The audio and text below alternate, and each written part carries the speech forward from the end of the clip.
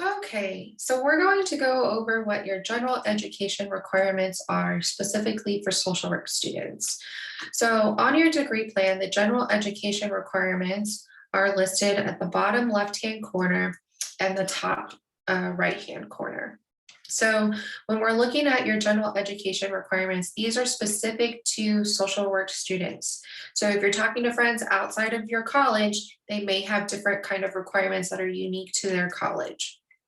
So the first requirement is your foreign language. We do require students to have second semester proficiency level, and this is going to change just depending on what language you pursue and if you're pursuing it at UT or outside of UT. So if you're pursuing it at UT, there are several ways that you can finish your foreign language requirement. It can be anywhere from a one semester course, if it's an accelerated fast paced class, to something that's more on a traditional base that's offered as a 2 semester sequence. If you're taking this at a community college, typically it's going to be a 2 semester sequence. And if you need more information about that, you're welcome to come into advising and we can go over your options with you. This may be something you already have finished outside of UT and are transferring in, or maybe you have some sort of credit by exam like AP, dual credit, IB exam, something like that. So that is your first requirement there. The next requirement is going to be psychology. You need to have intro to psychology. And then you can take either intro to child psychology, or you would take child development in concurrent with its lab. Now, if you want to take child psychology, it's important for you to know that a prerequisite is intro to psychology with a certain grade. So you want to check that online to make sure you meet that requirement. Child development, however, does not require child psychology as a prerequisite. So if you're trying to crunch down on graduation and maybe you're trying to speed things up, you could take child development and child psychology in the same semester. So those you can take together if you wish. These you cannot take together because this is a prereq for this class.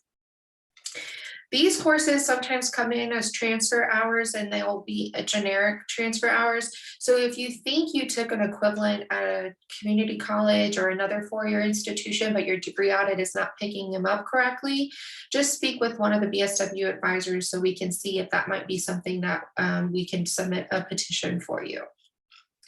The next requirement is just sociology.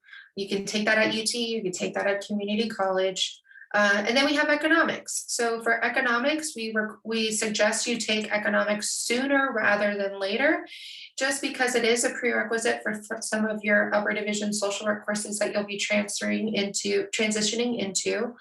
If you're planning to take economics at UT, this course here is designed for non-economics majors and non-business majors, or if you're not pursuing some sort of business certificate or minor.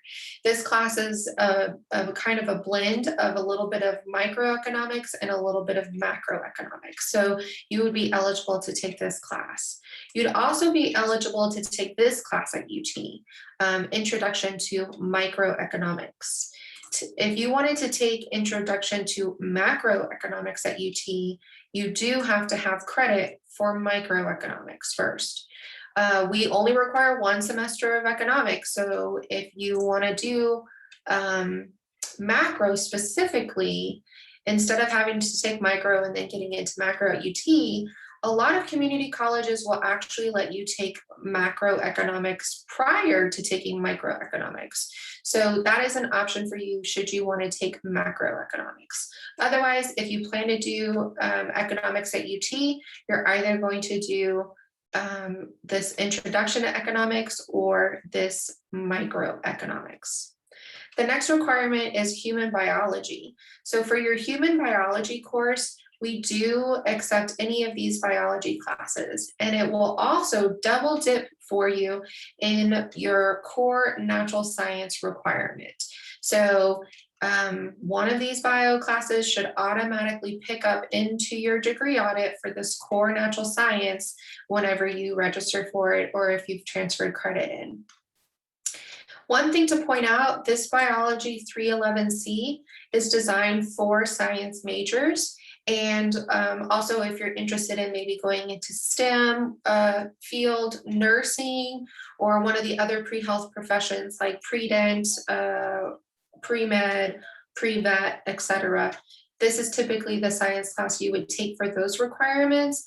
It's a little bit more rigorous because it is designed for students that are pursuing those specific fields. So for social work students, we typically advise for you to take one of the non-major biology classes because they're just going to be at a little bit of a easier, not easier level, but a little bit easier to understand.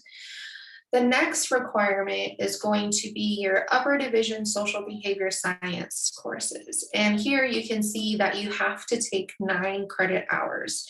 That's going to be 3 classes typically, and they all do need to be upper division. And now you're going to ask, what are the approved classes for this?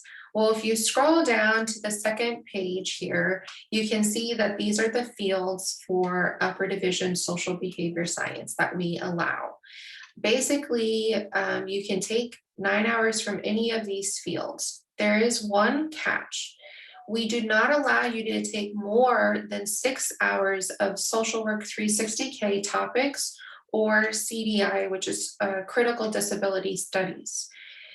You can't take 6 hours of this class of this subject altogether, or more than 6 hours of this subject, or 6 hours of them combined.